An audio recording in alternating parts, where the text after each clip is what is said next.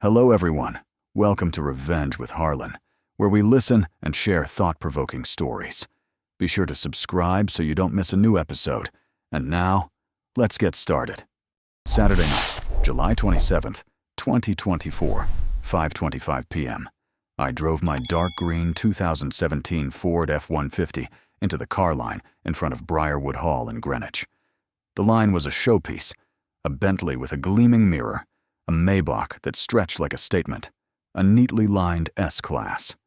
The 20-something valet, his hair slicked back with gel, glanced at my pickup as if I had brought the wrong gear to the party.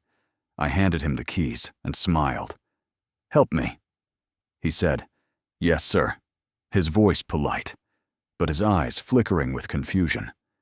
The $95 rented tux felt a little tight on my shoulders that had spent 30 years carrying steel pipes, cutters, and wooden ladders. They say clothes make the man. I believe the opposite. The man gives clothes a reason to exist. My name is Jack Miller. I just spent nearly $440,000 on my daughter Emily's wedding. I don't have a family name on the building, but I do have a signature and a promise. I'm a plumber, building Miller Works and property from an old valve, a scratched-up Nokia phone, and a client list that begins with my landlady. Walking into the lobby, a $21,000 crystal chandelier showers light onto 330 faces. White orchids are fragrant. The marble floor is cool as a riverbank at night. In the middle of the room, where the light seems biased, Emily glides in a $27,000 Vera Wang. She looks at me for a moment. Her eyelashes flutter, then turns away. The wedding planner, wearing headphones, appears as if from the ground. "Mr. Miller, table 23, right next to the kitchen door." Her voice is soft. Her smile is perfect. Her eyes glance at the schedule on her iPad. I nod. I know the way. Table 23 is where people put people who are obligated, but hard to explain. Next to it was a door with a self-closing hinge, which made a pop sound every time the staff pushed it open, like the frowning wink of a room reserved for someone who might disturb the image. Opposite was table number 1, flowers towering like a cloud tower, tablecloths made of fabric. I could tell by touch were not made for sweat, crystal glasses catching the light as if catching the opportunity. There, Emily sat next to Oliver Bennett, the groom. Charles Bennett Sr., the groom's father, who often said his name loud enough for others to hear. And a man with silver hair, a black suit, and a stiff collar whom I had never seen before. Henry Collins. When someone asked, "Where's your father?" Emily smiled, hugged Henry, and said, "My father is right there." The room applauded. It wasn't loud, but it was steady. Steady like rain on a tin roof, over and over again, until my curiosity receded to a cold spot just below my sternum. In my vest pocket was a check for $295,000, the final payment to keep the party going until midnight. Before that, I paid. Venue, $158,000. Catering, $88,000 flowers, $29,000 quartet, $13,000 photos, $11,000 a cake, $7,400 sound, lighting, $44,000 miscellaneous, $90,000, almost $44,000 from my company account. All contracts signed by Jack Miller. 23 emails with planner Melissa Park, Emily CC'd on all of them. I'm not saying that to count the credit. I'm saying it to count the facts. Phone buzzes. Emily. "Dad, don't talk about your company or your career tonight. Please. I need the right image." The right image. 2 short words that weigh like lead in my pocket. I put the phone down on the table. Table 23 had no tall flowers, just a small bottle of baby breath as an apology. The scent of the kitchen, butter and pepper, was more pleasant to me than the scent of expensive but empty perfume. A few acquaintances recognized me. Evelyn Reed, her basement had flooded on a rainy night, came up. "Jack, I didn't expect to see you." Father of the bride, I said simply. She covered her mouth with her hand, blinking rapidly. 2 people nearby heard.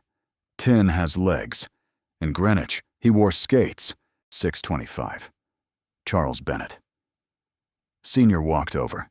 Shake hands and measure. You look familiar. I fixed your kitchen main valve that Sunday in March, I said. Right before the fundraising brunch. He smiled. Ah, you're very practical. Practical. The word sounded like a pliers. Use it. Put it away. 7:05. Laura King, the manager of Briarwood Hall, leaned in. Mr. Miller, can you confirm the final $295,000 will clear by 9:10? I will, I said, as long as everything is as promised.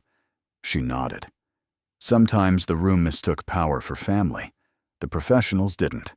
They looked at the signature. 7:45. An unknown number called. The Greenwich Register reporter asked politely for a payment update. In a small town, crystal glasses have ears. 8:15. Oliver, the groom, came to shake hands. I thank you for raising such a wonderful woman. From now on, my family will take care of Emily so she doesn't have to worry about money. It's good to take care of each other, I replied. Family is everything. Blood or otherwise. He said, his eyes shining. A camera flashed somewhere. I heard it slip into my pocket, next to the check, heavier than paper. 8:30. Charles Sr. stood up. The lights gathered the room like a swarm of bees. I heard his voice as clear as a bell. Ladies and gentlemen, tonight is not just a wedding, but also a merging of 2 families.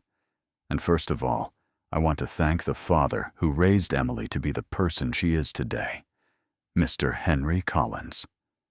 The whole room stood up. Emily hugged Henry, saying clearly, I love you, Dad. You can endure 1,000 days of hardship and then break down because of one sentence. I stood up. The path from table 23 to the stage was shorter than I expected. Laura looked at me. The catering manager looked at his watch. The reporter raised his phone. I raised my hand for the microphone. Excuse me for a moment, I said. I'm Jack Miller. I'm Emily's father. No one moved. Silence fell like a heavy silk scarf over the room. I held up the papers. Here's the Briarwood Hall contract. Jack Miller signed. Catering $88,000. Jack Miller. Flowers $29,000. Jack Miller. Quartet $13,000. Jack Miller. Photos $11,000. Jack Miller. Cake $7 out $400. Jack Miller. A total of almost $44,000 from my company account. And the remaining $295,000 is sitting here. I looked at table 1. Tonight, in front of 330 people, my daughter called someone else Dad. Emily's lips trembled. Dad. Don't tell the truth? Or don't exist? I asked, my voice even.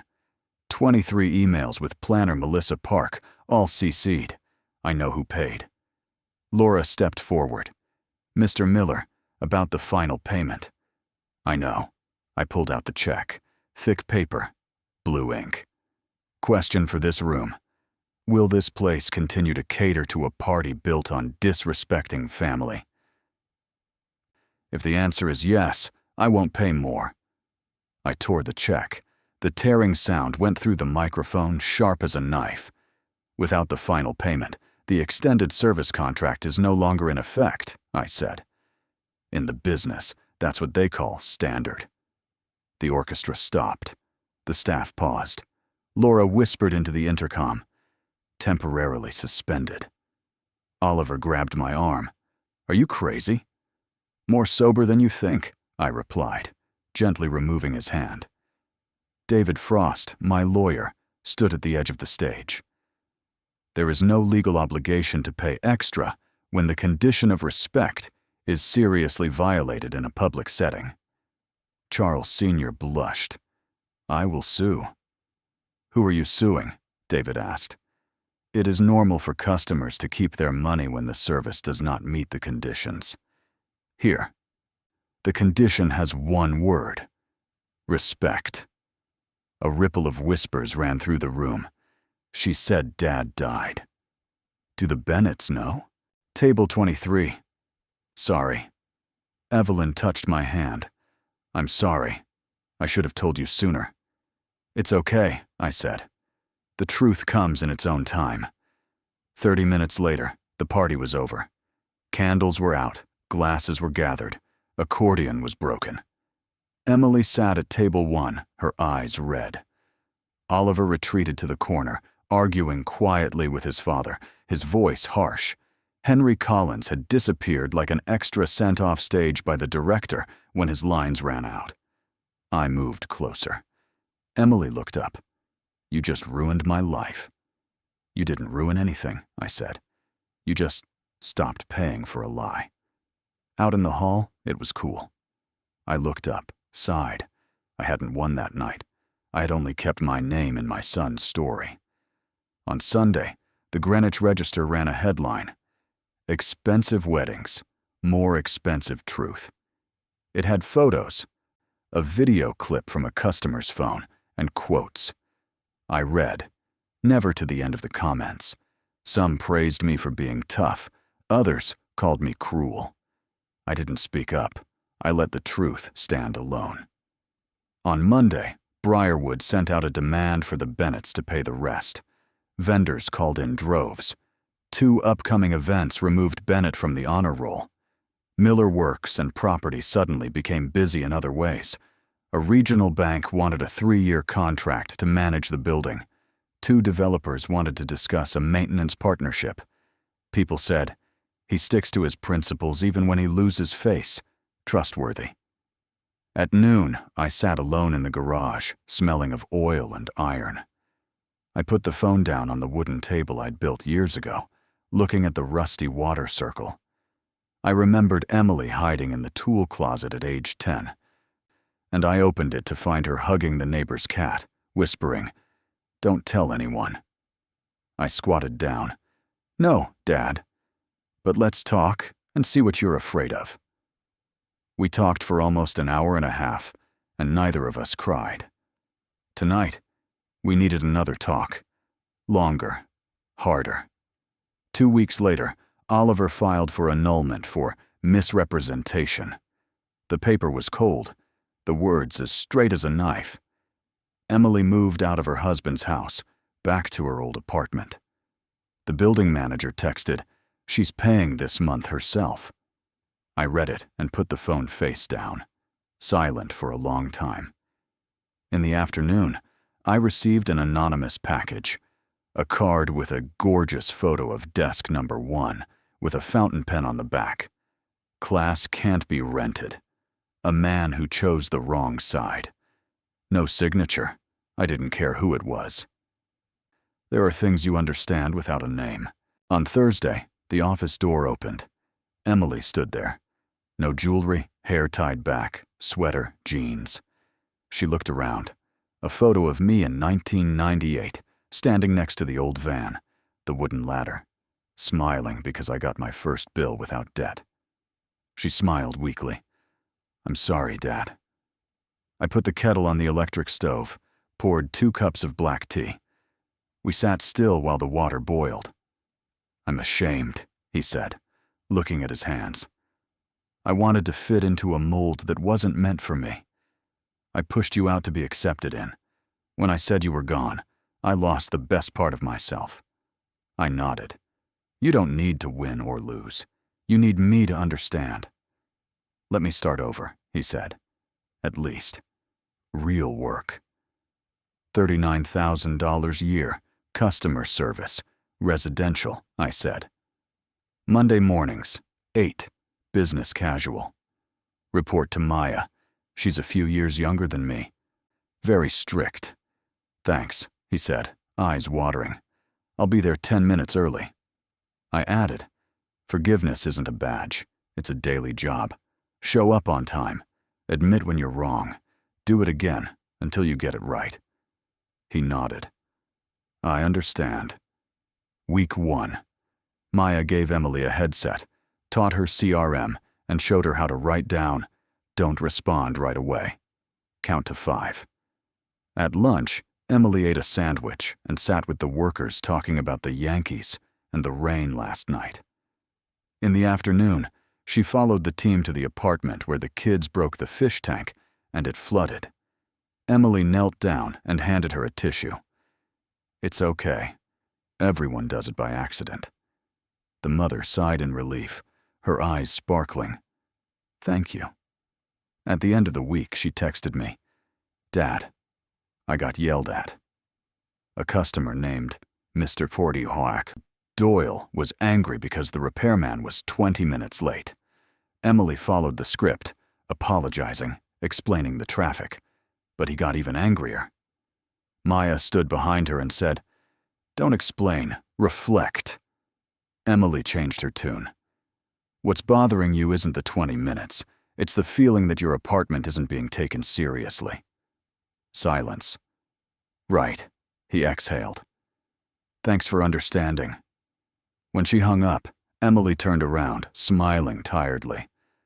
"I'm learning to listen to understand, not to wait for my turn to talk." I nodded, my throat suddenly dry. Week 2, Emily took care of a small leak in our old apartment complex, where I started my career, for $30 an hour. Marta opened the door. "Oh my gosh, Emily!" I stood on the steps, listening to her and Emily reminisce about the heatless winters and stormy nights. Emily hugged her and said, "I owe you an apology for talking so loudly in the stairwell." She laughed. "You owe your father more." The words penetrated me, slowly but deeply. Week 3, Emily got a call from Mr. Willis on the 4th floor, a famous grumbler. She listened for a full 4 minutes. "I understand," she said. "You're upset because everyone thinks your apartment can wait." On the other end, a sigh. "You're right." That day, Maya sent me a short email. "Emily is improving quickly. Great voice adjustment." The second month, Miller Works and Property signed a 3-year contract with the regional bank. Maya jokingly called Emily Miss Checklist because her checklist was so neat that it kept the crew from getting confused. One rainy night, Emily asked to go to the site. Mud splashed on her pants. I handed her a flashlight. She stood holding the ladder, her hand steady. When the water receded, she tilted her head back to catch the rain like a child. I smiled. "It's cold." She smiled back. "I feel warm." Life, after the noise, returns to breathing. But the crack doesn't heal itself. It takes time, days of doing it right, and times of daring to speak the truth behind the microphone. One Sunday evening, Emily brought an old shoebox. Inside were photos. Her sitting on my shoulder on the beach at Montauk, holding a clam like a championship trophy. The two of us repainting the swing, and a 3rd-grade card. "Daddy is the hero who smells like oil." She placed the card in front of me. "I don't call anyone else Dad anymore. I don't expect you to forgive me now.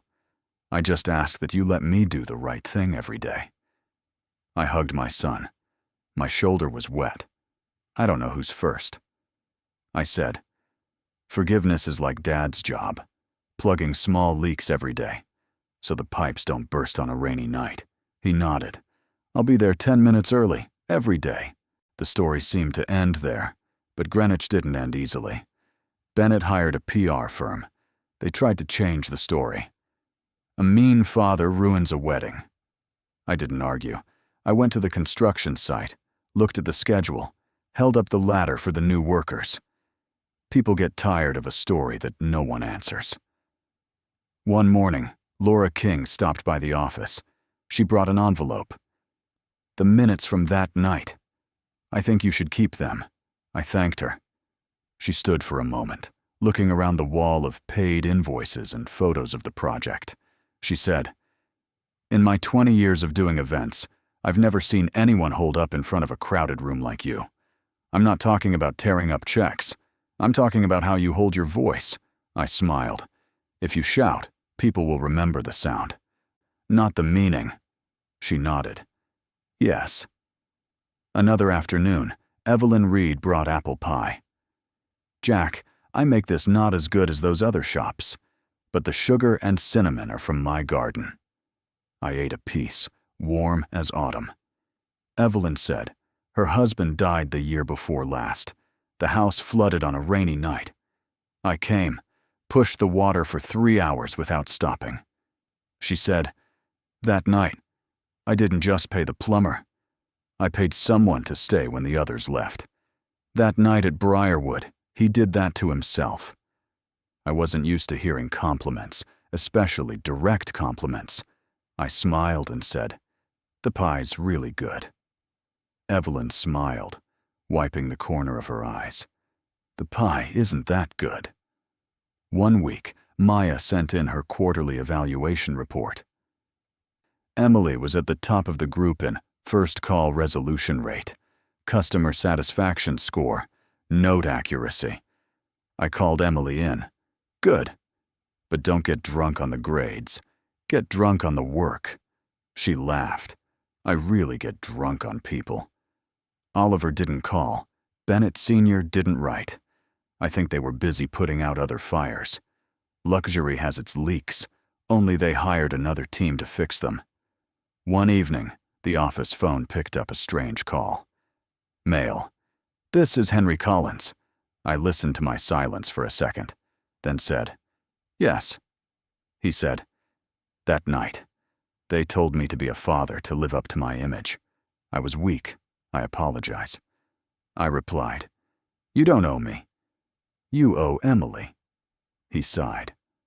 I wrote, I'll deliver. I hung up. I didn't hate him. Hate only clogs the water supply. I handed the letter to Emily. It read quietly. A few lines of apology and one true sentence. I wanted to feel like I was someone important. Emily folded the letter and said, I forgive you, but you're not coming back. I nodded. Enough. Autumn came. Yellow leaves were as thin as old bills. Miller Works and property got busier. 2 more bank buildings, an elementary school that needed a new sewer system. We hired 2 more workers, an intern. Emily took on the intern, a girl named Rachel, fresh out of college, who spoke quickly. On the first day, Rachel spilled coffee on the bulletin board.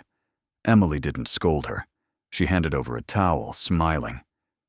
We're fixing the water. Coffee is just water. Briarwood Hall called one Friday afternoon. Can you stop by? I arrived. Laura led me down the polished wood hallway. Inside the small room, a photo hung on the wall. The brightly lit room, the resplendent desk number 1. I wasn't there. She said, other people asked to keep the photo. I didn't. I kept it to remind the team of one thing. A contract isn't just money.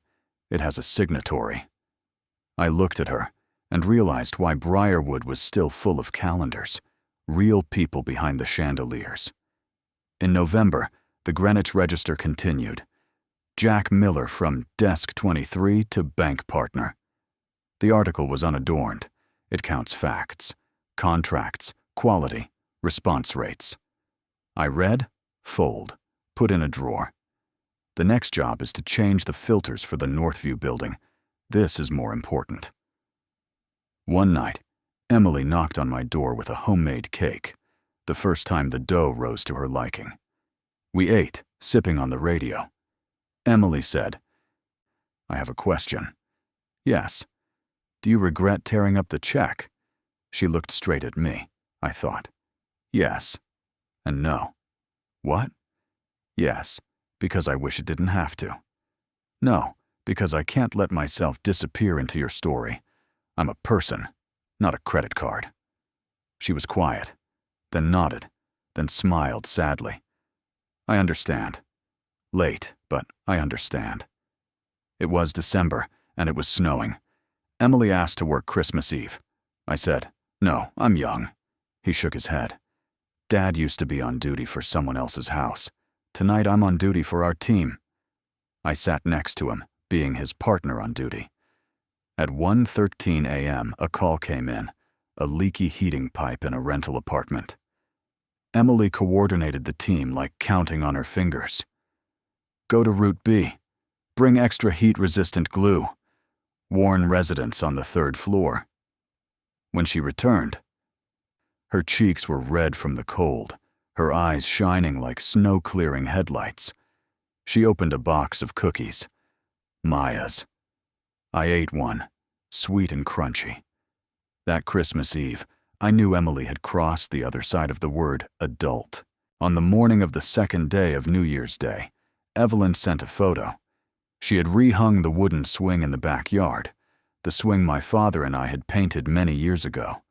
She wrote, "The swing will creak a little, but it will still swing people over." I looked at the photo, hearing it like the hinges of my life, creaking, but not breaking. Spring came. The company had a small event. Not a gala, just a barbecue in the parking lot. Maya lit the stove. Rachel roasted corn. The guys played country music just enough. I made a few small comments about safety, punctuality, respect. Emily stood at the end of the line, clapping like the others. I didn't mention Briarwood. I just said, "We fix pipes. Sometimes we patch leaks in people's stories. Do it gently, clean it up, and go." At the end of the meeting, Emily handed me an envelope. Inside was a receipt for her first month's rent, which she paid herself, and another piece of paper. She'd signed up for a short course in building management at a community college. "I want to get to the bottom of it." I nodded, only asking, "Are you 10 minutes early for class?" She laughed. 15. One afternoon, the Greenwich Register sent another reporter to interview me. I agreed only if they didn't take tabloid-style before and after photos. The young reporter asked directly, "What was the moment you saw your daughter come back?" I remembered the rainy night, the clogged exhaust pipe, Emily holding the ladder, her face up in the rain. I replied, "When she got her hands dirty and still smiled." She nodded. "A good sentence," I said. "Not good. Just true." In May, Bennett sent a proposal through the lawyer for image reconciliation. They wanted me to write a soft statement. Misunderstanding incident, misinformation, etc. I read it, put it down, and replied with 2 words. "No need." David Frost laughed. "Brief." I said, "Long sentences. People write to cover. Short sentences. People use to stand." At the end of June, Emily took a morning off. She went to order flowers. In the afternoon, she brought a modest bouquet, not fancy, not cheap, to place in front of the photo of her mother in my living room. Emily's mother died when she was 11. That black and white photo was a quiet spot in my house for many years. Emily stood there for a long time, not saying anything. Neither did I. Finally, she said, "I think if Mom were here, she would make me hand-wash that Vera Wang dress." We laughed. We laughed until our eyes stung. July 27th, 2025, exactly 1 year after the Briarwood night. Emily, me, the crew, and a few longtime customers gathered on the small river dock behind town. No chandeliers, no long dresses, the smell of hay, the sound of crickets, and the sound of water lapping at the shore. Evelyn brought apple pie. Maya brought baked potatoes. Rachel brought a small speaker playing low-end music. Laura King came, sitting quietly on the wooden steps. I saw David Frost in the distance, waving, holding up a bottle of root beer. I said very little. "Thank you, everyone. We fixed a lot of pipes and patched up a few stories this past year. I learned one thing. Real class isn't about the $21,000 chandelier or the logo on the lapel. It's about the signature under the promise and how we keep our word even when the whole room turns away." Emily stood next to me, holding a piece of paper. She said, "I have 4 sentences for myself. 1. Don't erase real people to get a photo. 2. Don't push loved ones out to get in a door that wasn't meant for you. 3. An apology isn't a one-time pass. It's a monthly card, to be recharged with daily work. 4. Be 10 minutes early. The group laughed. Maya nudged Emily. 15. The sun set slowly, dyeing the waterfront golden. I looked at Emily. She was no longer the bride in her white dress. She was a worker with listening hands and straight eyes. Some say that, in this day and age, people only need pictures. I believe that pictures live thanks to people. Night fell. I received a text message from an unknown number. I was at table 23 that night. Today I signed a maintenance contract with you. I chose your table. I smiled. Table 23, the table by the kitchen door, had moved. It was now the center of my life. There, people came and went, picked up, put down, and cleared away. Like the rhythm of real work. When everyone left, Emily stayed to clean up the small mess. Toothpicks, tissues, root beer cans. I picked up a bottle cap and put it in my pocket. The habit of someone who never lets anything leak. "Dad," Emily called, "can we do it again next year?" "If I come 10 minutes early." 15. It laughed. We walked toward the F-150. The night was thin as smoke. I thought about table 23, about the chandelier, about the torn check, about a hug that wet my shoulder, about 1:13 a.m. calls, about the apple pie crumbs stuck between my fingers. I thought, there are bills you pay with money, and there are bills you pay by standing up.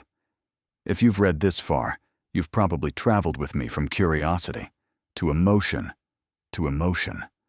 Not because of the drama of a torn check, but because of things that can't be bought, a name that won't be erased from a story, a pair of hands that work cleanly, a promise that won't be lost to applause. Where are you reading this? And have you ever had to choose between fitting into a box and being with someone who carried you through the mud? If so, I hope you chose the real person. Because a leaky pipe can be plugged, but a leaky relationship, if no one stands up, will slip away.